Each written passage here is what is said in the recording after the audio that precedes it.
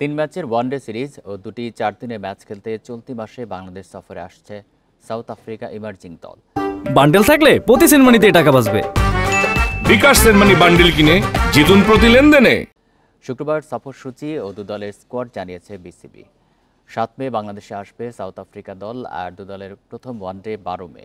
সিরিজের দ্বিতীয় ও তৃতীয় ওডিআই 14 ও 16 মে। সবগুলো ম্যাচ হবে রাজশাহীতে। 3 দিন বিরতির পর চট্টগ্রামে প্রথম 4 দিনের ম্যাচ শুরু 20 মে।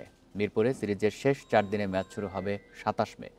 এদিকে দুই সিরিজের জন্য দল ঘোষণা করেছে বাংলাদেশ ও সাউথ আফ্রিকা। ইমার্জিং টাইগারদের নেতৃত্বে আকবর আলী। এছাড়াও 15 সদস্যের দলে জায়গা পেয়েছেন ডিপিএলে ভালো পারফর্ম করা ক্রিকেটাররা। জিসান আলম, প্রীতম কুমার, শেখ পারভেজ জীবন, মাহফুজুর রাব্বি, রিপন মণ্ডলের মতো সম্ভাবনায় তারকারা আছেন।